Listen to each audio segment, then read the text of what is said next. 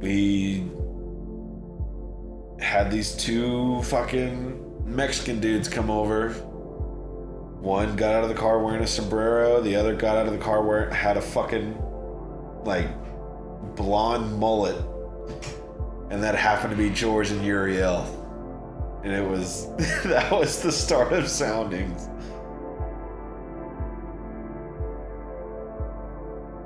And then we wrote one song, went and recorded it, and then realized the song was shit. And then we went and recorded with our good friend Brandon Crabtree. He recorded our first good song ever. We thought we were we thought we were ready to get signed, ready to go on tour, all sorts of shit. And then we finally went and recorded another song with Blake that turned out to be Jaded. We recorded Jaded, and then we knew that was the style, like, holy shit, the song is amazing. We'll keep this, and we'll continue with that. So we did that, we released it, we recorded a music video for it, and then I think that's when we started the EP. We went and recorded with Kevin and Jacob from Megalodon, and that's when I was like going through breakups with my wife and separations and shit like that, and so there was so much anger and depression through all of the Soundings ups and downs of what we did, shit that I was going through. It ended up in the music. And so we recorded the EP, released the EP, we played a shit ton of shows with so many of our favorite bands. And then that went on for 5 years.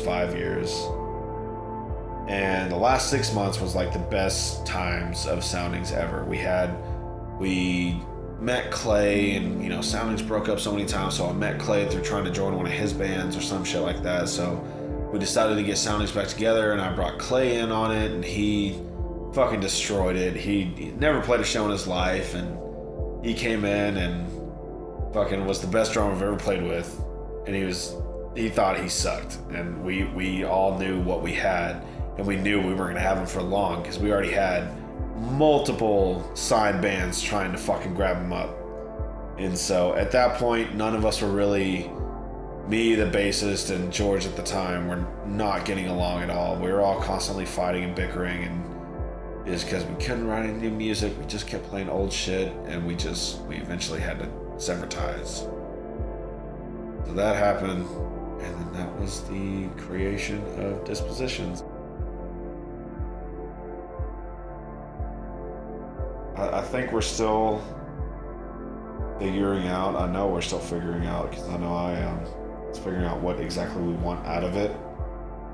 I definitely want to fucking jump around and do a little bit of everything, but I'll kind of please everybody, but I'm not looking to please everyone. It's just myself. I listen to from Black Tongue to fucking Hinder and Nickelback. I fucking like everything.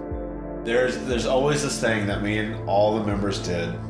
The band before us, they'll say, we got like 2-3 songs left, blah blah blah. I'm like, okay, I go to the bar, I get 2 drinks. Like, I'm gonna down this one, and this one's for on stage. And so I go in there, it's my little ritual. I go over there, get my 2 drinks, I go over to side stage, and I find George. I just pat him on the back. I don't even have to say anything. I find Taylor, whoever it is, pat him on the back, and they know it's like, okay, it's time to go. We'll go over there, and we'll just start doing our own little things. And then as soon as the band calls, this is the last song, we all just kind of look at each other, we're like, oh fuck. And then like just all these nerves.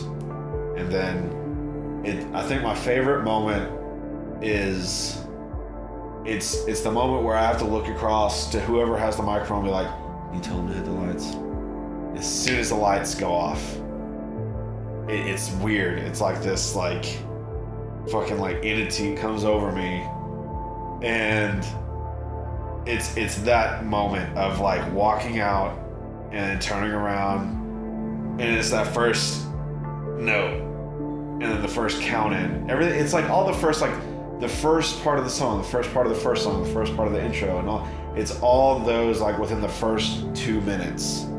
That's just like no drug can ever come close to it. I think that's my favorite. Younger kids attract to the metal scene because it's all angst. It's all just pure emotion. It's easier to pick up from teenager, fucking 12-year-old, who knows, to pick up a microphone and just scream their emotions out into a microphone, rather if they're doing it right or not. Like it's easy, and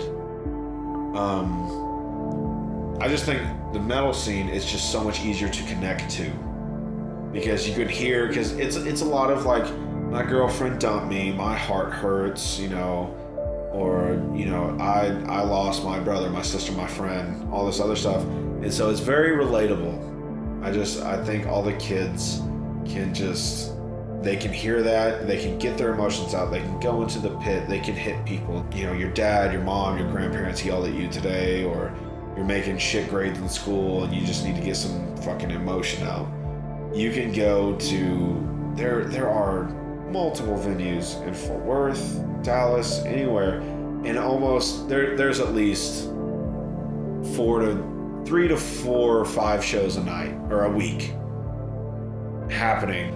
And so like there's so much of just in the DFW scene. You can go to fucking Cowtown any night of the week. You can go to Deep Ellum any night of the week, and there is something happening somewhere. And so if you want to do something in music, you have the opportunity here. You just have to accept the fact that it's very saturated, and you have to figure out something that will set you apart. You can't say like country concerts and shit. People are not crawling on top of people to get to the microphone to get the chance of yelling not their lyrics into a microphone. And so and once they do it and they do that, you've never seen anyone more stoked in their life to fucking just they don't even have to say a word. They just yell into a microphone, and you don't see anyone happier. They get out and they're like across the barricade, and they're like jumping up and down, going back into the crowd, they're fist pumping, and they're fucking just screaming at everyone with the biggest smile on their face. And I've never seen that anywhere else.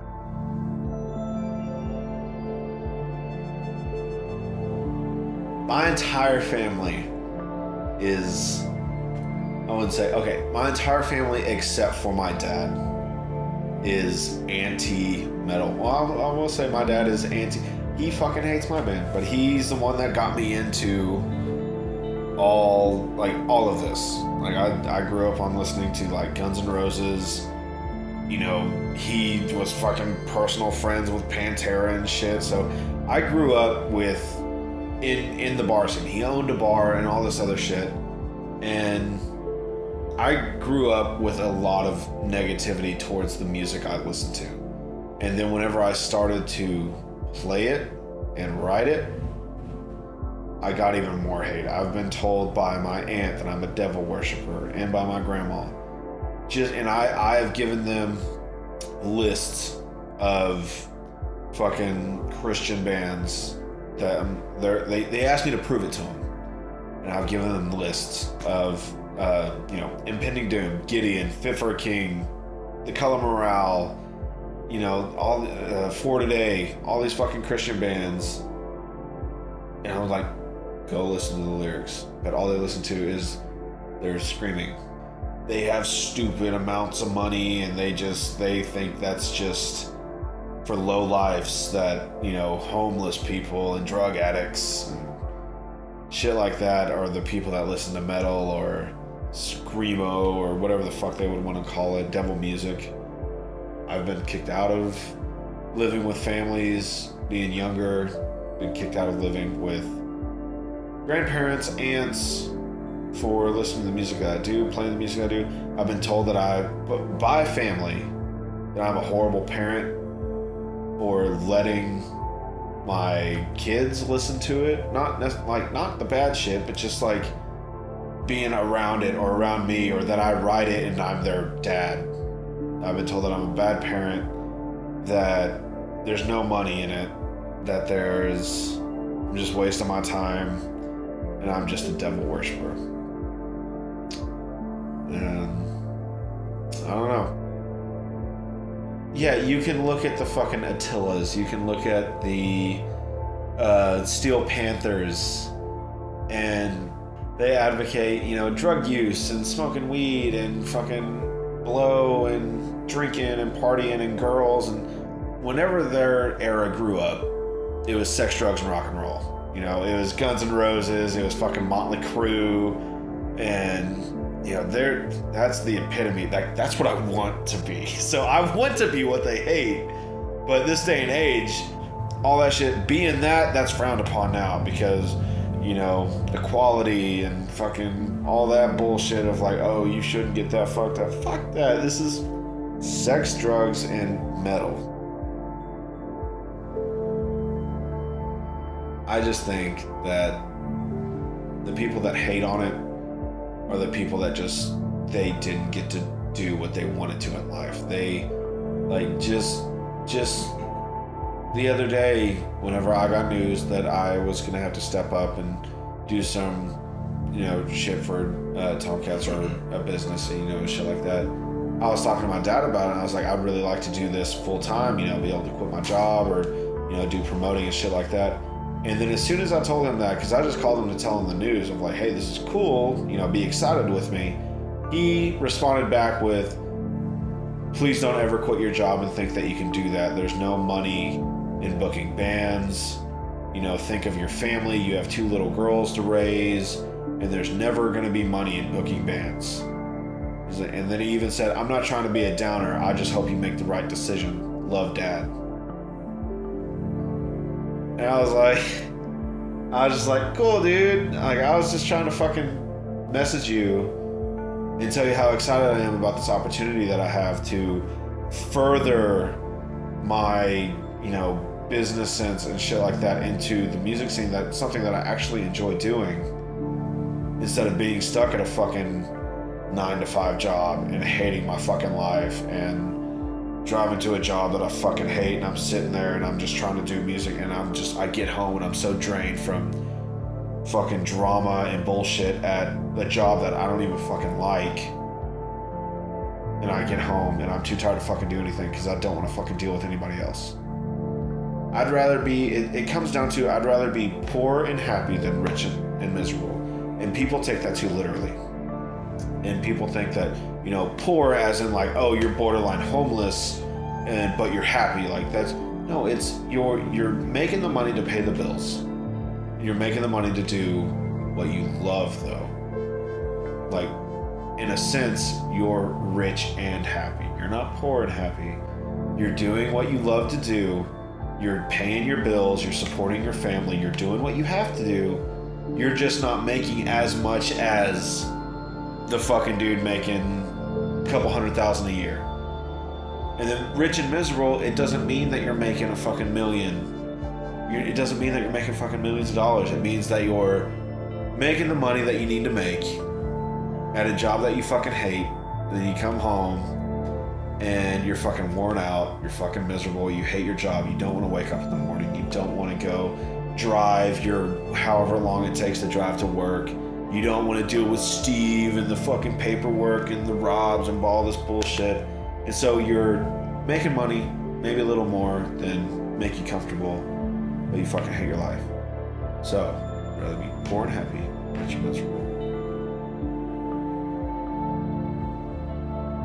It's just crazy to think that if I would have never started half these bands, I am what I am because of like these bands. Like, if it wasn't for Soundings, I would have never met Rustin and Camp and worked at Tomcats for as long as I did and developed the contacts that I have now. And if it wasn't for, mainly if it wasn't for Soundings. If it wasn't for Soundings, none of this would be happening.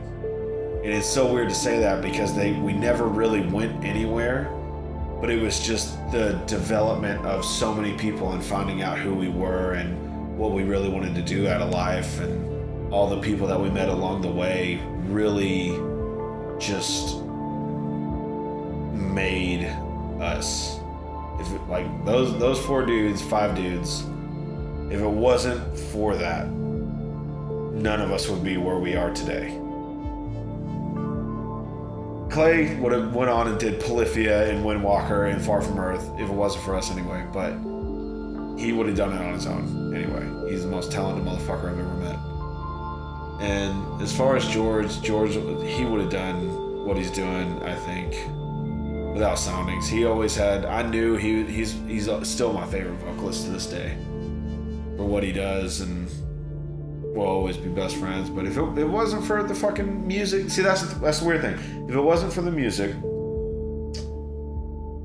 I wouldn't be, like, I went through a really bad depression. If it wasn't for them, I wouldn't be here. If it wasn't for, you know, my little girls and all that shit, it was just all that combined. If it all wouldn't have turned out the way it is now, it would probably just be a fucking train wreck.